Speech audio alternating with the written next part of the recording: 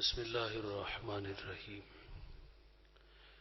یا ایھا الذین آمنوا اتقوا اللہ ولتنظر نفس ما قدمت لغد واتقوا اللہ ان اللہ خبیر بما تعملون۔ صدق اللہ العظیم۔ پڑھیے الصلاۃ والسلام علیک یا رحمۃ للعالمین وعلی آلک وصحبہ۔ حمد و ثنا کے بعد عزت و تکریم کے لائق جلوہ فراز مقتدر علماء معزز حاضرین، السلام علیکم ورحمۃ اللہ۔ سورہ حشر کے آخری رکوع سے ایک آیہ نور تلاوت کرنے کا شرف حاصل کیا۔ دعا ہے اللہ حق بیان کرنے کی توفیق عطا فرمائے۔ ارشاد باری تعالی ہے یا ایھا الذین آمنوا اتقوا اللہ، اے ایمان والو تقوی اختیار کرو۔ وَلْتَنْظُرْ نَفْسٌ مَّا قَدَّمَتْ لِغَدٍ، اور ہر جان دیکھے کہ اس نے آنے والے کل کے لیے آگے کیا بھیجا ہے۔ وَاتَّقُوا اللَّهَ، تقوی اختیار کرو۔ اللہ تعالیٰ نے یہاں دو دفعہ تاکید کے ساتھ تقوی کا تذکرہ کیا ہے، اور قرآن مجید میں 55 مقامات پر ہم سے اسی بات کا تقاضا کیا کہ تم تقوی کی دولت سے مالا مال ہو جاؤ۔ تقوی کے حوالے سے علماء کی مختلف آراء ہیں کہ تقوی کس کو کہتے ہیں۔ بعض نے لکھا ہے کہ تقوی یہ ہے کہ جہاں مالک بندے کو حاضر ہونے کا حکم دے وہاں بندہ حاضر ہو جائے، اور جہاں سے اس نے بندے کو غیر حاضری کا حکم دیا بندہ وہاں سے غیر حاضر رہے۔ فرمایا یہ تقوی ہے۔ اور بعض علماء فرماتے ہیں کہ بندے کا دل بھلائی کے کاموں میں لگ جائے، قلبی رغبت نیکی کی طرف تقوی کہا گیا ہے، اور توجہ دل کی طرف دلائی گئی جو وجود میں مرکز ہے۔ نبی رحمت صلی اللہ علیہ وسلم فرماتے ہیں انسان کے بدن میں گوشت کا ایک لوتھڑا ہے، اگر وہ درست ہو جائے تو سارا بدن درست ہو جاتا ہے، اور اگر وہ بگڑ جائے تو سارا بدن بگڑ جاتا ہے۔ فرمایا گوشت کے اس لوتھڑے کا نام دل ہے۔ اور مولانا روم فرماتے دل بدستاور کے حج اکبر است، از ہزاراں کعبہ یک دل بہتر است۔ کعبہ گزرگاہ خلیل اطہر است، دل گزرگاہ جلیل اکبر است۔ رومی فرماتے صاحب اپنے دل کو کنٹرول میں لیا، یہ جو اٹکیلیاں کرتا ہے، فرمایا یہ بڑا حج ہے۔ دل کنٹرول میں ہو تو فرمایا اس دل کی عظمت ہزار کعبوں سے بڑھ جاتی ہے۔ کیوں؟ فرمایا اس لیے کہ کعبہ اللہ کی خلیل کی گزرگاہ ہے، لیکن جو دل ہے وہ رب جلیل کی گزرگاہ ہے۔ تقوی ہے بندے کا دل نیکی کے کاموں میں لگ جائے۔ اور بعض علماء فرماتے گناہوں سے نفرت کا نام تقوی ہے۔ پوچھا گیا کہ گناہ کس کو کہتے ہیں؟ فرمایا جو کھٹکے وہ گناہ ہوتا ہے۔ تقوی کیا ہے کہ دل گناہوں سے نفرت کرے۔ حضرت امام جعفر سمنانی رحمت اللہ علیہ آپ نے حد کر دی۔ آپ فرماتے ہیں کہ تقوی یہ ہے کہ بندہ نیکی کرنے کے باوجود لمحہ لمحہ مالک سے ڈرتا رہے، پتہ نہیں اس نے میرے اس عمل کو قبول بھی کیا ہے کہ نہیں کیا۔ وہ میاں صاحب فرماتے ہیں نا کہ پڑھنے اتے مان کری نہ تے نہ آکھی میں پڑھیا، او جبار کہار صداوے متا روڑ دوے دودھ کڑیا۔ اگر کوئی بندہ عمل کر کے ناز کرے گا تو اللہ بڑا بے نیاز ہے، تو وہ ہماری عبادت کو قبول نہیں کرے گا۔ مطلب کہ کوئی بندہ نماز پڑھے اور دوسرے کو بے نمازی کے طعنے دے۔ تقاضا تو تھا کہ اللہ نے آپ کو توفیق عمل بخشا ہے، مسجد کی حاضری نصیب ہوئی ہے، پیشانیوں میں سجدوں کا نور ہے، تو ہماری کوشش ہونی چاہیے تھی کہ جو چونک چبارے پھٹے پہ اپنا وقت ضائع کرتے ہیں، حی علی الصلاح کی صدائیں گونج رہی ہوتی ہیں لیکن وہ تاش کی ٹولیوں کے پاس بیٹھے ہوتے ہیں، خوش گپیوں میں لگے ہوتے ہیں، دنیا کی بھول بھلائیوں میں کھوئے ہوئے ہیں۔ تقاضا تھا کہ ان بچوں کو، ان جوانوں کو کھینچ کے مسجد میں لاتے، قرآن کے نوکر بناتے۔ دیکھیں یہ تقریباً 3 سال سے زیادہ کا عرصہ ہو گیا اس پیغام محبت کو کچھ بچوں نے اس کا آغاز کیا تھا، اور یہ قابل ستائش ہے، قابل تحسین عمل ہے، اور سب سے بڑی دولت نصیب ہوتی ہے کہ اندر سوتے پوٹتے ہیں، تمانیت کا نور نصیب ہوتا ہے کہ الحمدللہ ہم نے کسی وڈیرے کی نوکری نہیں کی، محمد عربی کی نوکری نصیب ہوئی ہے۔ ہم کسی کے ڈیرے پہ جا کے حقہ نہیں رکھتے، بلکہ ہم تو قرآن کی پہ نوکری لے کر کے نکلے ہیں، تو اس کا صلہ ہے۔ تقاضا تھا کہ ہم کھینچ کھینچ کے مسجد میں لاتے، آنکھوں پر حیا کے پہرے بٹاتے، انہیں محبت کا نغمہ سناتے۔ لیکن یہ کتنی غلط اور بری بات ہے کہ آپ نماز پڑھو اور جو نماز نہیں پڑھتا اس کو آپ بے نمازی کے طعنے دو۔ حکم تبلیغ کا ہے، حکم نصیحت کا ہے، حکم مسجد میں کھینچ کے لانا گیا یار۔ تو یہ وہ رویے ہیں جو میرے رب کو پسند نہیں ہے۔ عمل کرو اور ڈرو۔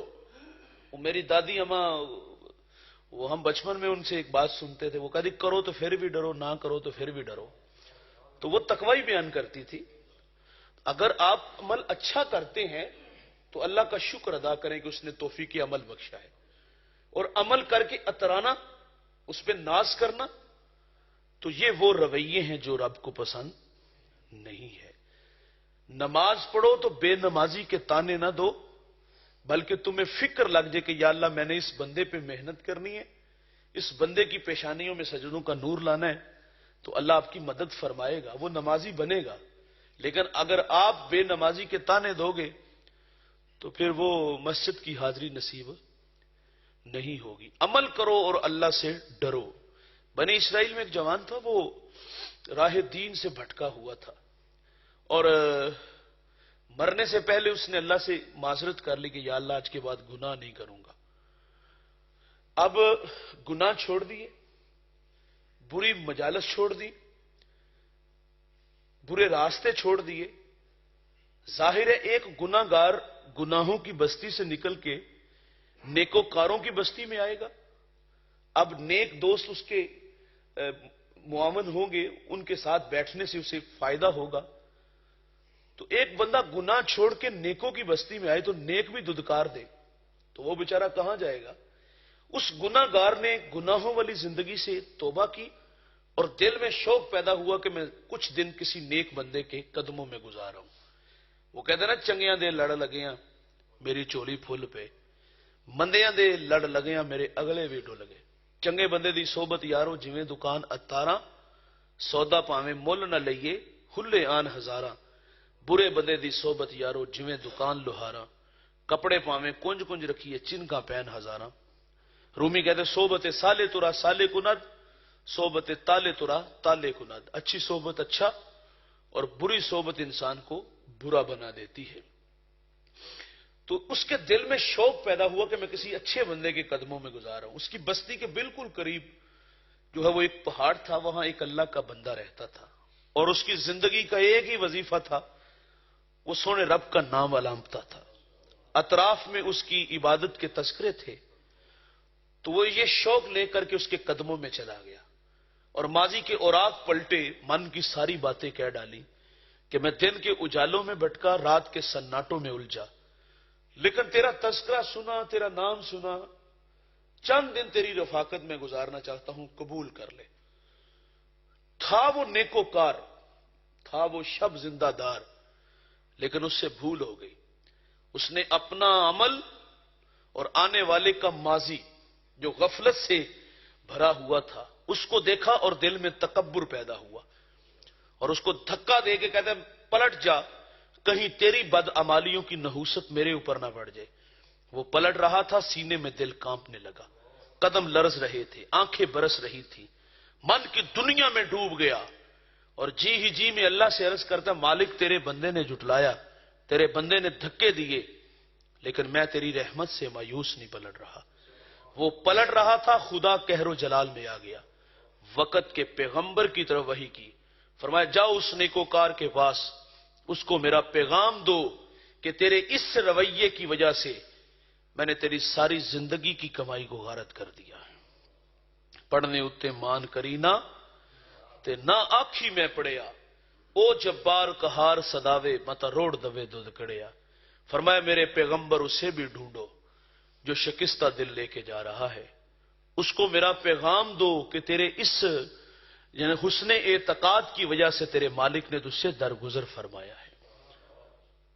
علامہ سعدی شیرازی کہتے ہیں میں طواف کعبہ کر رہا تھا تو گزرتے میری آنکھوں نے ایک منظر دیکھا کہ ایک شخص ہے، اس کے ساتھ آگے پیچھے خدام ہیں اور وہ لوگوں کو دھکے دے کے اس کے لیے راستہ بنا رہے تھے۔ فرماتے بڑا تعجب ہوا، مالک تیرے گھر میں آ کے تیرا بندہ متکبر بنائے، یہاں تو بڑے بڑے شہنشاہوں کے سر ندامت سے جھک جاتے ہیں، لیکن یہ کیسا نالائق ہے کہ یہاں بھی آ کے دولت کا نشہ نہیں اترا۔ خیر فرماتے وہ ایک منظر تھا جو آنکھوں سے اوجل ہوا۔ فرماتے زندگی میں ایک بار میری دوبارہ اس سے ملاقات ہوگی، حرم میں نہیں۔ فرماتے اب کے بار میری ملاقات بغداد میں ہوئی، کیا وہی شان و شوکت؟ فرماتے نہیں۔ کیا وہی ٹھاٹ باٹ؟ فرماتے نہیں۔ کیا اسی طرح آگے پیچھے خدام؟ فرماتے نہیں۔ فرماتے میں نے اس شخص کو بغداد کی گلیوں میں بھیک مانگتے ہوئے دیکھا تھا۔ تکبر مکن زینہار ہے پسر کہ روزے سے دستش درائی بسر، ایک دن اسی کے بالا آ کے گرو گے۔ تو تقوی نام کس کا ہے کہ عمل کر کے اللہ سے ڈرتے رہنے کا نام۔ آئیے میں آپ کو ان لوگوں کے تذکرے سناتا ہوں جو لوگ عمل کی راہوں کے مسافر تھے اور پھر اللہ سے کس قدر ڈرنے والے تھے۔ دیکھیے بھائی، چغلی، غیبت، حسد، کینہ، بغض، کیا کچھ نہیں یہاں۔ ہم دو چار نمازیں پڑھیں، بے نمازی کے تانے دیں، چند ٹگے راہے خدا میں خیرات کریں، لوگوں کو کنجوس کہیں، محاسبہ تو ہمیں اپنا بھی کرنا ہوگا نا بھائی، دامن تو ہمارا اپنا بھی تو خالی ہے نا۔ لیکن وہ قد داور لوگ تھے۔ سنیے، میں ایک شخص کو اکثر بیان کرتا ہوں، وہ اس امت کا پہلا صوفی بھی ہے، صحابی بھی ہے، راست رو بھی ہے، راست گو بھی ہے، وہ معاملات دنیا کو سلجھانے کا ڈب اور سلیقہ بھی جانتا ہے۔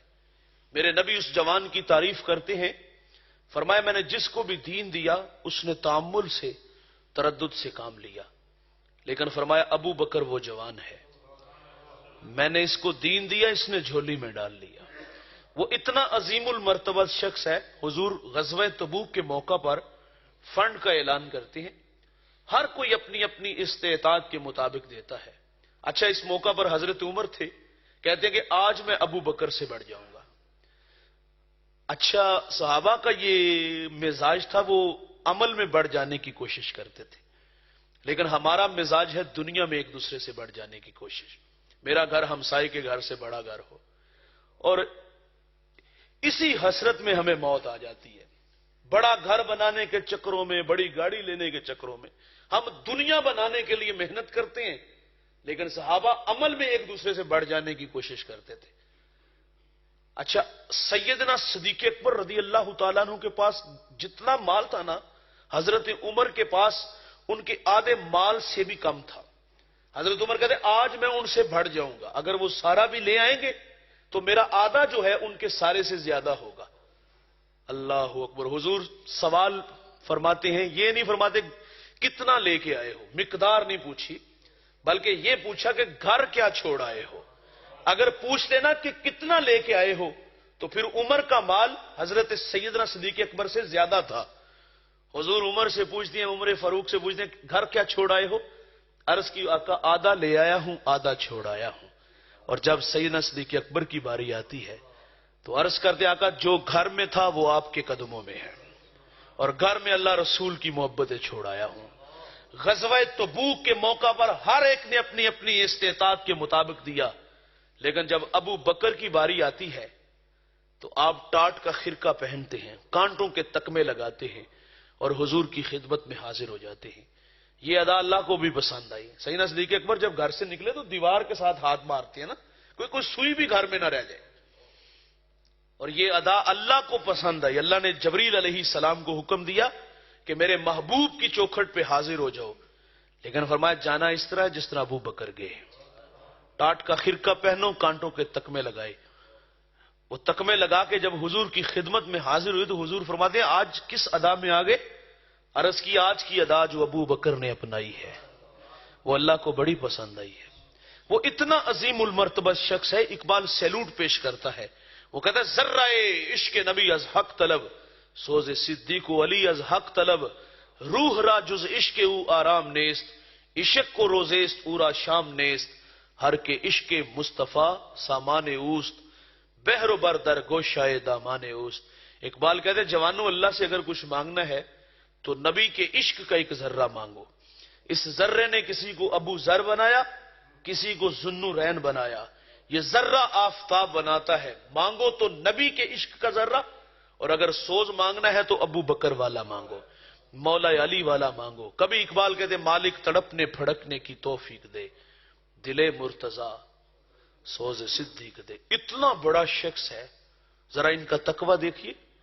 آپ فرماتے کاش کہ میں ایک پرندہ ہوتا, ایک شجر سے اڑتا, دوسرے کی ٹہنی پہ بیٹھ جاتا تاکہ میں قیامت کے حساب سے بچ جاتا. کبھی کہتے کاش کہ میں ایک سوکھی ہوئی لکڑی ہوتا اور لوگ اس کو جلا دیتے, میں خاک کا ڈھیر بن جاتا. کتنے بڑے بڑے لوگ اللہ سے ڈرنے والے. 39 لوگ ایمان لائے, 40واں جب جوان ایمان لاتا ہے تو نعروں کی گونج میں اس کا استقبال ہوتا ہے. وہ جن گلیوں سے گزرتا ہے شیطان رستہ بدل لیتا ہے. میرے آقا فرماتے ہیں میرے بعد اگر کوئی نبی ہوتا تو یہ جوان ہوتا, 23 لاکھ مربع میل کا حاکم. کسی نے عید والے دن آنکھیں برستی دیکھی تو کہا امیر المومنین آج تو عید کا دن ہے اور آپ رو رہے ہو. تو حضرت عمر رضی اللہ تعالیٰ عنہ فرماتے عید اس کی جس کے روزے قبول ہوئے, جس کے قبول نہیں نہ ہوئے اس کے تو منہ پہ مارے جائیں گے. کبھی آپ بچوں کو جمع کرتے ہیں اور فرماتے بچوں میرے لیے دعا کیا کرو کہ اللہ مجھے معاف کر دے. آپ کی سانسیں ٹوٹ رہی تھی اور بیٹے کی گود میں سر تھا. فرمایا بیٹا مجھے زمین پہ رکھو. عرض کی ابا جان کیوں؟ تو فرمایا میں اپنا چہرہ مٹی میں ملنا چاہتا ہوں تاکہ میرے خدا کو میرے حال پہ رحم آ جائے. حذیفہ بن یمان یہ حضور کے رازدان ہیں. حضور جو کان میں بات کہتے وہ حذیفہ کے کان میں کہتے. میرے نبی نے حضرت حذیفہ کو مدینہ کے منافقین کے نام بتائے ہوئے تھے. صحابہ کہتے جس جنازے میں حذیفہ ہوتے ہم جان جاتے یہ کوئی مومن ہے, اور جس جنازے میں حذیفہ نہ ہوتے ہم جان جاتے یہ کوئی منافق ہے. حضرت عمر کا دور ہے اور آپ حذیفہ بن یمان کو فرماتے ہیں حذیفہ میں تمہیں خدا کا واسطہ دے کے کہتا ہوں حضور نے جو تمہیں منافقوں کے نام بتائے ہیں ان ناموں میں کہیں عمر کا نام تو نہیں آتا. کتنے بڑے بڑے لوگ ہیں. حضرت عثمان غنی رضی اللہ تعالیٰ عنہ آئینے کے سامنے کھڑے ہیں, داڑھی میں سفید بال نظر آئے تو رونے لگے. کسی نے کہا حضور والا برس پڑی ہیں آنکھیں, تو فرمایا کہ موت کی نشانی آ گئی ہے لیکن ابھی تیاری نہیں کی میں نے. یہ وہ شخصیت ہے جنہیں حضور نے کئی بار جنت کی بشارت دی ہے, جن کے نکاح میں حضور کی 2 صاحبزادیاں ہیں. فرمایا 40 بھی ہوتی تو ایک ایک کر کے عثمان کے نکاح میں دیتا, جس سے فرشتے حیا کریں. یہ ان لوگوں کی کیفیات ہے. ہمارے تو پلے ہی کچھ نہیں یار, سوائے ندامت کے, سوائے شرمندگی کے. لیکن ہمارے رویے کتنے تلخ ہیں. تقویٰ ہے کہ عمل کرو اور اللہ سے. سادی شیرازی کہتے ایک اللہ کے گھر میں رو رہا تھا بندہ, اور کیا کہتا ہے اللہ اندھا اٹھانا, مجھے لوگوں کے سامنے شرمندہ نہ کرنا. کون تھا وہ؟ جب آگے بڑھ کر دیکھا گیا تو وہ وقت کا شیخ عبد القادر جیلانی تھا. حضرت حنظلہ جنہیں غسیل الملائکہ کہا جاتا ہے, جنہیں فرشتوں نے غسل دیا تھا, حضور کی خدمت میں حاضر عرض کرتی آقا حنظلہ منافق ہو گیا. اچھا انہوں نے کسی کے بارے میں آ کے نہیں کہا کہ فلاں منافق ہو گیا فلاں ہو گیا، بلکہ اپنی طرف کہا کہ حضور حنظلہ منافق ہو گیا. فرمایا کیا ہوا؟ عرض کی کہ حضور جب آپ کی صحبت میں ہوتے ہیں تو کیفیات اور ہوتی ہیں، لیکن جب آپ کی صحبت سے ہم چلے جاتے ہیں تو کیفیت بدل جاتی ہے. تو فرمایا یہ وقت کی بات ہوتی ہے، تو یہ منافقت کی نشانی نہیں. اور فرمایا اگر جو کیفیت میری صحبت میں تمہاری ہوتی ہے وہیں گھروں میں ہو باہر ہو تو فرمایا مدینے کی گلیوں میں فرشتے تم سے مصافحہ کریں. تو پہلا فرمایا کیا؟ تقوی اختیار کرو. تقوی کس کو کہتے ہیں؟ عمل کرو اور اللہ سے ڈرتے رہو. یہ ان لوگوں کے لیے جو عمل کرتے ہیں اور جو کرتے ہی نہیں.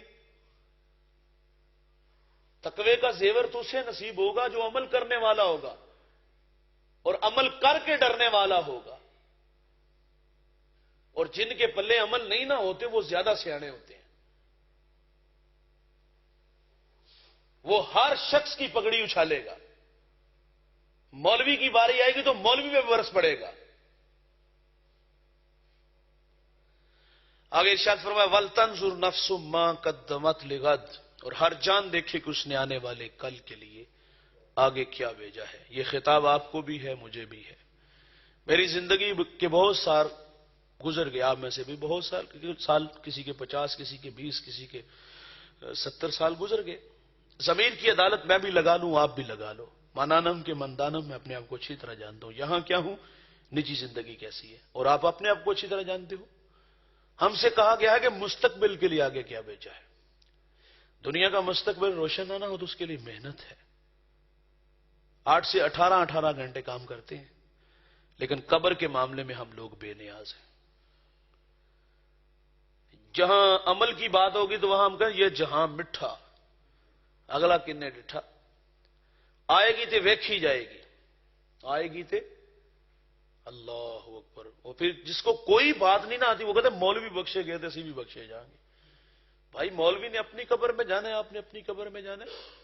دیکھیں یہ دیوار ہے نا، سادی کہتے ہیں نصیحت دیوار پہ لکھی ہو، بات اچھی ہے وہ قبول نہیں کرتی نہ کرے، آپ قبول کر لو. اندھے کے ہاتھ میں چراغ ہو، چراغ کا کام کیا ہے؟ روشنی دینا، راستہ بتانا. اندھا استفادہ نہیں کرتا، نہ کرے آپ کر لو. او بھائی مولوی نے اپنی قبر میں جانا ہے، آپ نے اپنی قبر میں جانا ہے. مولوی اگر اپنے منصب سے خیانت کرے گا، وہ نکاح کے پیسوں پہ الجھے گا، وہ ختموں کے پیسوں پہ جھگڑے گا. ظاہر ہے یہ منصب سے خیانت ہی ہے نا، زیادتی ہے نا. علماء کو تو خوددار ہونا چاہیے. ان چیزوں کی حیثیت کیا ہے؟ جب توکل ہے ہمارا رازق اللہ ہے تو پھر لوگوں کی جیبوں پہ نظر کیسی؟ پھر لوگوں سے مروب ہونا کیسا؟ تو اگر ہمارے ایسی پوزیشن ہوگی تو ہمیں بھی سزا بھگتنا ہوگی. لیکن سوال یہاں یہ ہے کہ مولوی نے اپنی قبر میں جانا ہے، آپ نے اپنی قبر میں جانا ہے. کچھ لوگ کہتے ہیں نہیں جی مولوی سے ایک ڈبکی لگے گی جان چھوٹ جائے گی. ڈبکی پتہ کتنی بڑی ہے؟ حضور مسجد نبوی میں جلوہ فراز تھے اور ایک دھماکے کی آواز آئی. فرمایا صحابہ جانتے ہو یہ آواز کیسی تھی؟ عرض کی اللہ اور اس کا رسول بہتر جانتا ہے. آپ ارشاد فرمائیں. فرمایا 70 سال پہلے اللہ نے جہنم میں ایک پتھر پھینکا تھا، 70 سال پہلے. آج اس کی گہرائی میں پہنچا ہے. حساب لگا کے بتاؤ یہ ڈبکی کتنی دیر کی بنے گی؟ 140 سال کی. اور بھائی جہنم کی آگ سے جہنمی کو نکال کے دنیا کی آگ میں ڈال دیا جائے تو چین کی نیند سو جائے. اور دنیا کی آگ کی کہانی تو یہ ایک بزرگ کو کسی عورت نے دعوت زنا دی، پاس چراغ جل رہا تھا، ہاتھ قریب کیا، ہاتھ کھینچ لیا. تو وہ کہتے میں اس آگ کو نہیں سہ سکتا، اس آگ کو کیسے سہوں گا؟ دنیا کی آگ تھوڑی دیر کے لیے متاثر کرتی، چھوڑ دیتی ہے، لیکن جہنم کی آگ وہ تارکول کی طرح، لوک کی طرح ہوگی جو جسموں کے ساتھ ہی چشمہ ہو جائے گی. ترمذی کی روایت ابو ہریرہ راوی ہیں، آقا فرماتے ہیں قال اوقد علی النار الف سنۃ حتى احمرت ثم اوقد علیہا الف سنۃ حتى ابيضت ثم اوقد علیہا الف سنۃ حتى اسودت فهي سوداء مظلمۃ. فرمایا اللہ نے جہنم کی آگ کو 1000 سال بھڑکایا، اس کا رنگ سرخ ہوا، پھر بھڑکایا سفید ہوا، پھر 1000 سال بھڑکایا گیا تو اس کا رنگ سیاہ ہوا. فَهِيَ سَوْدَاءُ مُظْلِمَةٌ. فرمایا جہنم کی آگ کا رنگ آج بھی سیاہ کا سیاہ ہے، وہ جان نہیں چھوڑے گی بھائی. آج تو بس دیوار پھلانگ کر کے دوسری طرف چلا جاؤں گا، وہ کہاں دیواریں ڈھونڈیں گے؟ یہ کیسی جاہلانہ گفتگو ہے، یہ کیسا تماشا لگایا ہے؟ یہ کوئی مکان کی چھت ہے جہاں سے جو نا وہ چھلانگ لگا کے دوسری طرف چلے جائیں گے؟ صاحب وہ سیدھی سی بات ہے، آخرت کے معاملے میں قبر میں اعمال کا لشکر لے کے جاؤ گے تو جنت کا باغ ہے، اور اگر ان کندھوں پہ گناہوں کا بوجھ اٹھا کے جاؤ گے تو وہ جنت کا باغ نہیں، جہنم کا گڑھا ہے. حدیث کے لفظ القبر بیت الدیان، فرمایا قبر کیڑوں کا گھر ہے. اگر کوہ ابو قبیس کی چھاتی کو ڈانگ مارے، فرمایا اتنا زہریلا ہے کہ کوہ ابو قبیس اپنے وجود کو برقرار نہیں رکھ پائے گا. تو مسلط کس پہ ہوگا؟ جس کا دامن عمل سے خالی ہوگا، کیونکہ عمل سے بنتی ہے زندگی، جنت بھی جہنم بھی. اگر عمل نہیں ہوگا تو رونا ہوگا. ہم سے تقاضا ہے کہ تم نے اپنی آخرت کے لیے آگے کیا بھیجا ہے؟ بات عمل کی گئی ہے. یار کم از کم 33% تو نمبر لے لینے چاہیے، منہ دکھانے کے تو قابل ہو جانا چاہیے. آقا کریم صلی اللہ علیہ وسلم ارشاد فرمایا ایک شخص زندگی اور موت کی جنگ لڑ رہا تھا. اس نے اپنے 3 دوستوں کو بلایا اور بلا کے کہتا میں اس وقت مشکل میں ہوں، میری مدد کرو.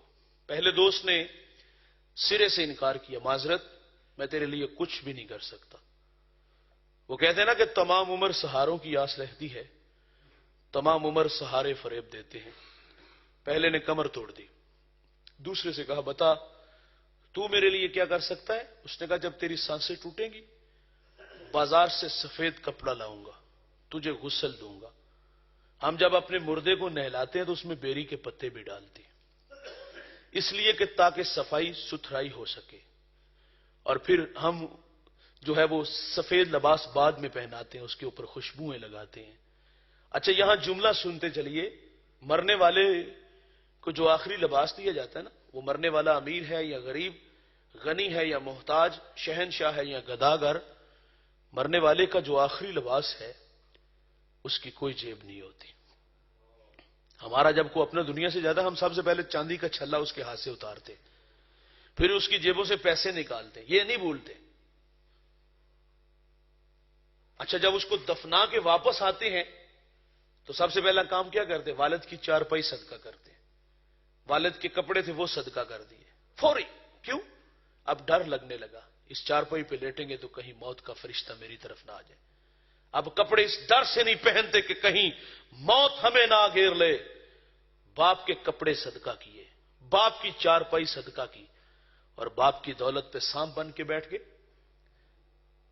اس کو بھی تو صدقہ کرو نا، اس نے تو آگے فائدہ دینا اسے، اس پہ سانپ بن کے بیٹھ کے.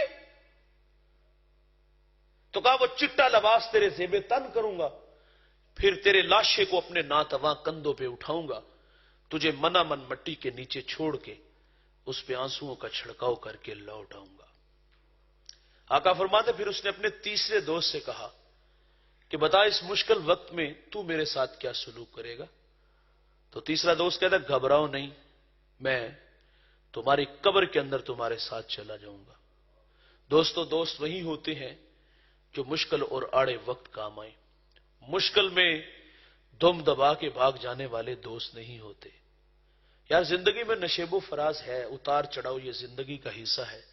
کبھی زندگی میں کوئی کٹھن مرحلے آئیں تو ہم ان مشکل حالات میں اپنوں کو آواز دیتے ہیں جن پہ ہمیں تکیہ ہوتا ہے، بھروسہ ہوتا ہے کہ یہ مشکل وقت میں ہماری ڈھارس مدائیں گے، سیسا پلائی دیوار بنیں گے. لیکن مشکل میں جب محبوب رشتے راستہ بدل لیں، نظریں پھیر لیں اور تنہا چھوڑ دیں، بتائیے اس وقت امتحان تو ہے، لیکن یہ اس سے بڑا امتحان ہے کہ امتحان کے وقت اپنوں نے ہی وفا کی ریت نبھانا توڑ دی. دوستو موت سے بڑا کوئی بھی امتحان نہیں. اس مشکل وقت میں رسول اللہ صلی اللہ علیہ وسلم فرماتے 3 دوست ہیں اس کے جنہیں بلا کر کے مدد مانگ رہا ہے. فرمایا جانتے ہو وہ کون تھے؟ عرض کی آقا ہماری رہنمائی فرمائیں، اللہ اور اس کا رسول بہتر جانتا ہے، آپ بھی سنیے. فرمایا پہلا دوست جس نے سرے سے انکار کیا، فرمایا وہ اس کی دولت تھی، مال و زر تھا. جب تک سانسوں کا شور یہ ڈور سلامت ہے، دوڑتی گاڑیاں، فلک بوس عمارتیں، بنگلے، پلازے، یہ سب ساتھ ساتھ چلتے ہیں. لیکن یہ سانسوں کا شور خاموش ہوتا ہے تو ہم دیکھتے ہیں کہ دنیا کا مال دنیا پہ رہ جاتا ہے. مسلم کے لفظ ہیں، آقا فرماتے ابن آدم کہتا ہے میرا مال میرا مال. فرمایا تیرا وہ ہے جو تو نے کھایا ضائع کیا، پہنا بوسیدہ کیا، اور جو صدقہ کیا اس کو آگے بھیجا. باقی تو فرمایا تو لوگوں کے لیے چھوڑ کے جانے والا ہے. غالباً غوث اعظم فرماتے ہو نکمے، کمائے گا تو، بنائے گا تو، لیکن اس میں بسیں گے کوئی اور، حساب تجھے دینا پڑے گا. یہ تماشا شاید کہ آپ لوگوں نے بھی دیکھا ہو. باپ کا لاشا گھر میں پڑا ہے اور بچے جائیداد پہ جھگڑ رہے ہیں. باپ کو منا من مٹی کے نیچے چھوڑا اور خود اے سی والے کمرے میں، اور مدارس سے حفاظ کو لا کر باپ کی قبر پہ بٹھا دیا جاتا ہے. یار کیا بچوں کو قرآن پڑھنا نہیں آتا؟ دیکھیے میرے پاس وہ خلوص نہیں کہ میں کسی کے والد کی قبر پہ جا کے قرآن پڑھوں. میرے پڑھنے سے بھی مرنے والے کو اجر ملے گا، لیکن خلوص کی کہانی ہے. وہ خلوص میرے پاس نہیں جو بیٹے کے پاس ہے. بیٹا خود باپ کی قبر میں قرآن پڑھے گا تو قبر میں ٹھنڈ زیادہ پہنچے گی، لیکن وہ نالائق اولاد خود اے سی والے کمرے میں مدارس سے حفاظ کو بٹھا دیا. اور پھر یہ ہمارے ہاں رواج ہے کہ ہم محرم کے مہینے میں اپنوں کی قبروں پہ جاتے ہیں. جانا چاہیے. میرے نبی فرماتے جو جمعہ کو ماں باپ کی قبروں پہ جاتے ہیں اللہ ہفتے کے صغیرہ گناہ معاف فرما دیتا ہے. صغیرہ گناہ معاف ہوتے ہیں، کبیرہ توبہ سے ہوتے ہیں. اور یہ جو ہم اصالے ثواب کرتے ہیں یہ رہتی نمبر ہے، یہ واضح نشین رکھیے گا. سال بعد سعادت مند بھی نظر آئے، بد نصیب بھی آئے. سعادت مند ہر جمعہ کو، بد نصیب صرف سال میں ایک بار. دوستو کیا سال میں تیز ہوائیں نہیں آتی؟ آتی ہیں، اور وہ مٹی کی چادر کو اڑا کے لے جاتی ہے. کیا بارش نہیں برستی؟ برستی ہے، وہ مٹی کا نشان مٹا دیتی ہے. نکمے بیٹے قبرستان میں ہیں اور ماں باپ کی قبروں کو ڈھونڈ رہے ہیں. سال بعد آئے، ماں باپ کی قبروں کو ڈھونڈ رہے ہیں. اب ڈھونڈنے سے جب وہ نشان نہ ملے تو پھر محلے داروں سے کہتے چچا یہاں میرے ابا کی قبر تھی. وہ تو ہواؤں کی دوش پہ اڑ گئی پتر. یہاں میری ماں کی قبر تھی، وہ بارش کا پانی بہا کے لے گیا. میاں صاحب فرماتے جاندی واری ڈرونا بنیا، ہاتھ نہ لاندے ڈر دے. جنہ لئی تو پاپ کمائے، کتھے نہیں تیرے کر دے. اور یہ تو قبروں کے نشانوں کو بھی بھول جاتے ہیں صاحب. فرمایا تو کمائے گا، تو بنائے گا، بسیں گے کوئی اور، حساب تجھے دینا پڑے گا. پہلا دوست جس نے سرے سے انکار کیا فرمایا وہ دولت تھی. میرے نبی فرماتے ہر امت کا کوئی نہ کوئی فتنہ ہے، لیکن فرمایا میری امت کا فتنہ دولت ہے. اور اس دولت کی دوڑ نے ہمیں اندھا کر دیا، اللہ کی یاد سے غافل کر دیا. حی علی الصلاح کی صدائیں فضا میں گونجتی رہی لیکن ہمارے کان پہ جو تک نہ رینگی. واعظ نصیحت کرتا رہا، چیختا رہا، لیکن ہم نے پرواہ نہ کی. ہم نے کہا یہ دنیا اور یہ بچوں کا بناؤ یار، ہم کب روک رہے ہیں؟ ان بچوں کے لیے محنت کرنی چاہیے، روزی کمانی چاہیے. روزی کماتے کماتے رازق کو کیوں بھول جاتے ہیں جس نے رزق دیا ہے؟ فرمایا پہلا دوست جس نے سرے سے انکار کیا وہ دولت. فرمایا صحابہ جانتے ہو جو مٹی ڈال کے لوٹ آئے؟ عرض کی اللہ کا رسول بہتر جانتا ہے. فرمایا وہ اس کے ملنے والے تھے، عزا و اقربا تھے. اور تیسرا دوست جو اس کی قبر میں اترا تھا، صحابہ جانتے ہو وہ کون تھا؟ عرض کی آقا ارشاد فرمائے. فرمایا وہ تھا بندے کا نیک عمل جو وہ اپنی قبر میں اپنے ساتھ لے گیا تھا. دوستو عمل اگر پاس ہوں گے تو قبر میں روشنی ہوگی، اور اگر پلے نیک عمل نہیں ہوں گے تو رونے کے علاوہ کچھ بھی نہیں ملے گا. اور آپ اس دنیا ہوش ربا پہ نظر دوڑا لو، جن لوگوں نے عمل والی پرہیزگاری والی زندگی گزاری ان لوگوں کے نام آج بھی زندہ ہیں، ان کی قبریں بھی زندہ ہیں، ان کے پیغام بھی زندہ ہیں، کیونکہ عمل والے مٹتے نہیں ہیں. میں 6 ماہ پہلے کراچی ایئرپورٹ اترا تو مجھے دوست کہتے ہیں گھر بعد میں جائیں گے، یہاں قریب ایک ٹھٹھا شہر ہے 2 گھنٹے کی مسافت پہ، وہاں آپ کو 1-2 مقامات دکھانے ہیں، ابھی وقت ہے تو اگر آپ کہیں تو میں نے کہا ٹھیک ہے چلتے ہیں۔ انہوں نے مجھے ایک ایشیا کا سب سے بڑا قبرستان دکھایا اور اس میں انہوں نے مجھے بتایا یہاں بادشاہوں کی بھی قبریں ہیں۔ میرا جی چاہا کہ میں دیکھوں ان کے مقبرے، لیکن جب قریب جا کے دیکھا تو خوف سانے لگا۔ وہ کھنڈرات میں بدل چکے تھے، وہاں حسرتیں تھی، دل گھبرانے لگا۔ میں نے کہا یہاں سے نکلو، تو وہ جوان کہتا ہے بھائی 2 قدم ذرا اس طرف بھی آؤ۔ جب 2 قدم آگے بڑھے تو وہاں روشنی سی محسوس ہوئی، برستی آنکھیں دیکھی، پڑھتے قرآن کو دیکھا، دامن پھیلے دیکھے۔ اللہ ہی دیتا ہے بھائی، لیکن اللہ والوں کی قبروں پہ اللہ کی رحمتوں کو اترنے کی عادت ہوتی ہے۔ انہوں نے بتایا یہ ان بادشاہوں سے پہلے کے گزرے ہوئے لوگ ہیں، لیکن لگتا اس طرح تھا کہ ابھی کل کی کہانی ہو۔ جو عمل والے ہوتے ہیں وہ مٹتے نہیں، وہ زندہ رہتے ہیں۔ افغانستان سے ایک جوان چلا تھا، اس کو 974 سال سے زیادہ کا عرصہ اس کو اس دنیا سے گزرے ہوئے ہو گئے، اور وہ لاہور آ کے بیٹھ کے بھٹکی ہوئی انسانیت کو ہدایت کی راہیں دیتا ہے، اپنی پیشانی سونے رب کے حضور جھکاتا ہے، نیاز مندیاں پیش کرتا ہے۔ اس کی قبر پہ آپ بھی یقیناً گئے ہیں، میں بھی کئی بار گیا ہوں، اس کی قبر پہ میلے لگے ہیں، کوئی سورہ یاسین کوئی سورہ رحمان پڑھ رہا ہے، اور دامن پھیلے ہیں، اللہ جھولیاں بھی برتا ہے۔ میں نے عرض کیا اللہ ہی دیتا ہے، لیکن اللہ والوں کی قبروں پہ اللہ کی رحمتوں کو اترنے کی عادت ہوتی ہے۔ تبھی تو معین الدین چشتی اجمیری سنجری رحمت اللہ علیہ، جس کی ایک نگاہ نے 90 لاکھ مشرکوں کو ایمان دیا تھا، شوق کی چنگاریاں کھینچ کے علی حجویری کے قدموں میں ڈال دیتی ہیں۔ دامن برتا ہے، 40 دن کا چلہ کاٹتے ہیں، دامن برتا ہے تو پھر بے ساختہ بول اٹھتے ہیں۔ گنج بخشے فیض عالم مظہر نور خدا، نا کسارا پیر کامل کاملارا رہنما۔ اقبال سیلوٹ پیش کرتے ہیں، وہ کہتے ہیں سید حجویر مخدوم امم مرکد او پیر سنجر را حرم۔ دوستو عمل والا ہے اور آج بھی زندہ ہے، آج بھی باقی ہے۔ اور راوی کا دوسرا کنارہ بھی آپ نے دیکھا ہے، وہاں بڑے بڑے نام پڑے ہیں لیکن تاریخ کے اوراق میں ہیں، مقبرے ہیں اور وہ کھنڈرات میں بدل گئے۔ میں بھی گیا ہوں عبرت کے لیے، وہاں میں نے جوتوں سمیت قبروں پہ چڑھتے دیکھا، تاش کی ٹولیاں کتوں کو پیشاب کرتے۔ ایک زمانہ تھا کہ اشار ابرو سے ہندوستان کی تقدیر بدلتی تھی، گردنیں کٹ جاتی تھی، لیکن آج حال دیکھو جا کے وہاں کوئی جاتا نہیں، جائے تو وہاں کا کوئی احترام بھی کوئی نہیں کرتا، وہ ایک تفریح مقام بن گیا اور کچھ بھی نہیں۔ اور سمن آباد کے اندر اس کی بیٹی زیب النساء ہے، اس کی قبر کے کتبے پر آج بھی حسرت و برا شعر لکھا ہے، وہ کہتی بر مزارے ماں غریباں نہ چراغے نہ گلے، نہ پرے پروانہ سوزد نہ صدائے بلبلے۔ وہ کہتی ہمارے غریبوں کی قبروں پہ کون آئے گا، نہ کوئی چراغ جلائے گا، نہ کوئی پتیاں ڈالنے آئے گا، نہ کوئی بلبل یہاں آ کے گیت گائے گی۔ او بھائی نام مٹ گئے پیغام مٹ گئے۔ عبرت کی آنکھ ہو تو جوانوں تماشا دیکھو ان لوگوں کا جن کے نام کا طوطی بولتا تھا، آج ان کے نام خاک میں مل گئے۔ قارون، حامان، شداد، ابی بن خلف، آل ساسان، جنہوں نے 3150 سال ایران پہ حکومت کی، خاک میں مل گئے۔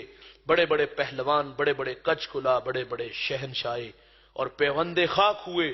وہ کیا کسی نے خوب کہا تھا کہ قزاق اجل کا لوٹے ہے، دن رات بجا کر نکارا، کیا بدیا بھینسا بیل شتر، کیا گھی چاول مونگ مٹر، ارے کیا آگ دھواں اور انگارا، سب ٹھاٹ پڑا رہ جائے گا جب لاج چلے گا بنجارا۔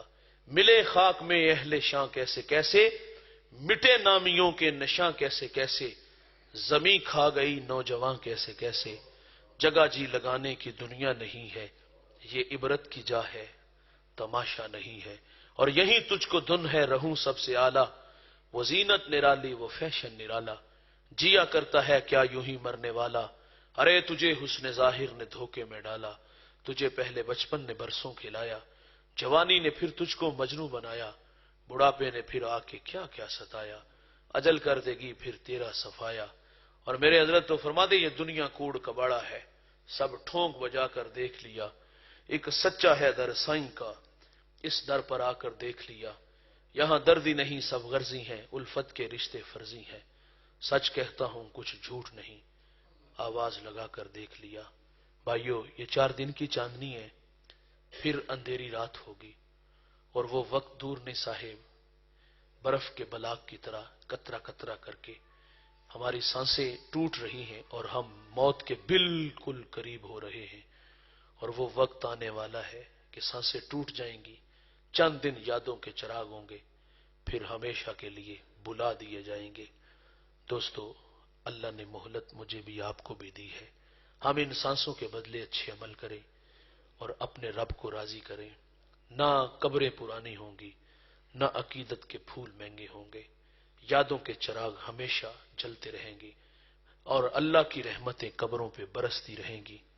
اگر عمل کی راہیں روٹ گئی تو پچھتاوے کے علاوہ کچھ بھی نہیں ملے گا۔ چند 4 دن کی زندگی ہے، ہم نے بالآخر اللہ کے حضور جانا ہے، تو دوستو اس دن سے پہلے پہلے ہمیں چاہیے کہ ہم اپنی آخرت کو سنوار لیں، قرآن کی نوکری اور اس کی خدمت میں ان بچوں کے بھائیوں کے معاون بن کے زیادہ سے زیادہ لوگوں کو جمع کریں، اس جذبے کے ساتھ کہ ہم خود بھی جہنم کی آگ سے بچنے کی کوشش کریں گے اور لوگوں کو بھی بچائیں گے۔ فقط ان نوجوانوں کا، بچوں کا یہی مقصد ہے کہ لوگوں کی محبت تعلق قرآن سے وابستہ ہو جائے، کیونکہ قیامت کے دن قرآن بھی بندے کی شفاعت کروائے گا۔ اللہ سے دعا ہے اللہ ہمیں عمل کی توفیق دے۔ ضروری اعلان سماعت فرما لیں، ہمارے گجرانوالہ میں سالانہ مصطفی اجتماع ہوتا ہے۔ اس سال 24 مارچ بروز اتوار صبح 10 بجے سے لے کر نماز عصر تک یہ پروگرام جاری رہے گا۔ اس میں تلاوت، نعت، مصطفی مبلغین کے خطابات ہوتے ہیں۔ بعد عظیم پیرزادہ محمد رضا ثاقب مصطفی صاحب امیر اعلیٰ ادارت المصطفیٰ آپ خطاب ارشاد فرمائیں گے۔ دوست احباب سے گزارش ہے کہ نور و نگہت سے لبریز اس محفل نور میں تشریف لا کر ابدی سعادتوں کے حقدار بنیے گا۔ آپ تشریف لائیں گے، ہماری آنکھیں آپ کے لیے دیدہ و دل فرش راہ ہوں گی، ہمیں آپ کا انتظار رہے گا اور ہم آپ کے منتظر رہیں گے۔ اللہ ہمیں عمل کے جذبے عطا فرما۔ اللہم صلی علی سیدنا و مولانا محمد وآلہ وصحابہ وبارک وسلم۔ اے اللہ جو کہا سنا عمل کی توفیق عطا فرما، سب کو دارین کی سعادتوں سے مالا مال فرما، قدم قدم پر حسنات عطا فرما، زندگی شان کی، موت ایمان کی عطا فرما، سب کی جولیاں رحمت و رضوان سے بھرپور فرما۔ اے اللہ جتنے آئے ہیں گھروں میں پہنچنے سے پہلے پہلے سب کے گھروں میں درس قرآن کی برکتیں بھیج دے۔ درس قرآن کے دائی جتنے بھی عزیز ساتھی ہیں اے اللہ انہیں جزائے خیر عطا فرما، محنت جستجو کاوش اپنی بارگاہ میں قبول فرما، قرآن کی نوکری اپنی بارگاہ میں قبول فرما، ساری زندگی انہی راہوں کا مسافر بنا۔ صلی اللہ وطن عزیز کے لیے دعا کریں، اللہ ہمارے میرے وطن کی حفاظت فرما، پاک افواج کی حفاظت فرما، اے اللہ ہماری سرحدوں کی حفاظت فرما، اے اللہ ہمیں جذبوں سے مالا مال فرما۔ صلی اللہ تعالی علی النبی الامین وآلہ وصحبہ اجمعین برحمتک۔